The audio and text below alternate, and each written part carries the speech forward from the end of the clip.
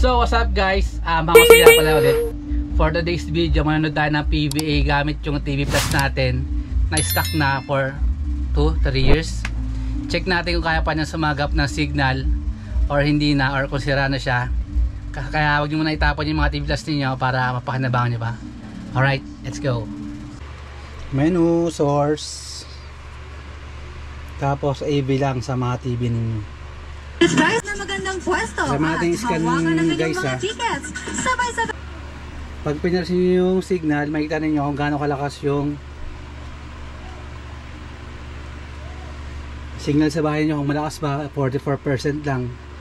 Pero sa totoo lang talaga, 720 lang talaga yung kaya ng mga TV Plus natin.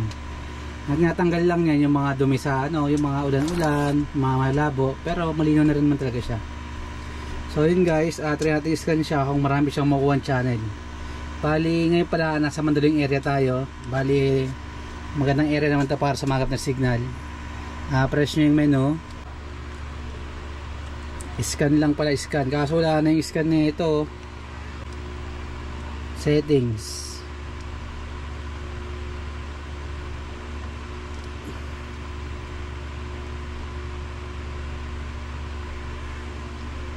Tapos auto search lang natin. Pag sira na to, try nyo lang mag auto search. Tapos okay lang para mag scan. Tingnan natin guys kung ilang channel yung makuha niya. Nakaka 4 na siya, 2% pa lang. Naman dyan kung gano'ng lakas. Tapos 12 na kagad, 5% pa lang yung i-scan natin. So yun guys, try natin kung makuha natin yung channel na PVA ngayon, yung A to Z, kasi doon siya binabroadcast ngayon. Try natin kung makuha pa ng TV Plus. Yun, so far 39%, 26 channels na yung nakukuha niya. 7%, 35 channels yung nakuha natin. So check natin kung ano yung mga channels na nasagap niya, kung goods pa rin ba yung TV Plus ngayong 2023.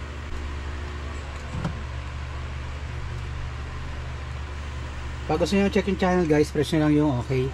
Sa labas yung listahan yan. Ito yung mga channel 4 nung araw. Yan.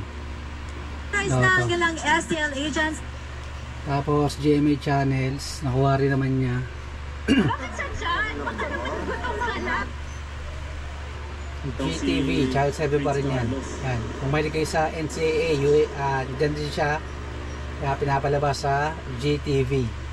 Heart of Asia, bali exclusive channel to ni Channel 7, na-receive pa rin naman niya.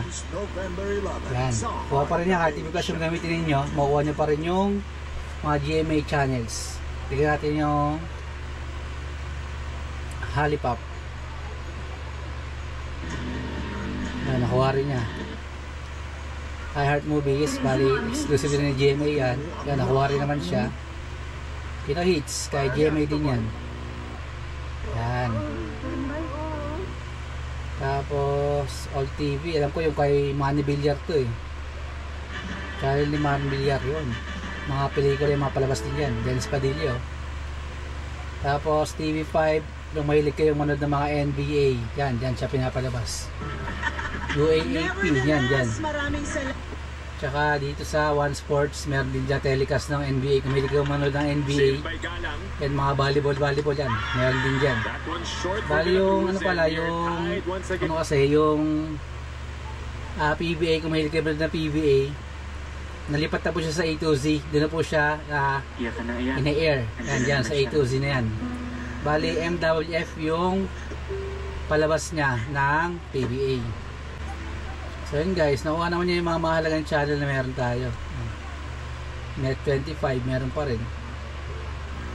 Mga hindi po, kabuuan ay okay. 1,000 mahigit.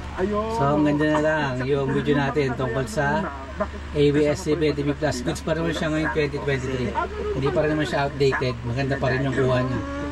Bali siya nga pala yung nagtataka kasi yung iba, kaya nila pag naka TV Plus ka sobrang linaw na. Bali si TV Plus 720p lang talaga yung pinaka sagad niya sa ngayon. Tinatanggal kasi na ni TV Plus na yung mga blur, yung parang mga dust na mga malabo, tapos yung mga ulan-ulan dyan, yun yung matatanggal niya, kaya siya malinaw. So yun guys, napakita ko naman sa inyo na gumana pa yung TV Plus namin. Bale, okay siya, nagamitin pa kung wala kayong, hindi digital yung TV nyo, hindi siya ISDBT, para ma-receive nyo yung mga digital channel, yung mga channel na digital. Kasi kung bibili pa kayo ng yung bago ngayon, yung sa GMA, sayang mo, 700 din yun. Yung TV Plus niyo nag-work pa naman, gamitin nyo na para hindi na kayo mag-gastosan, para ma-receive nyo lahat ng digital channels.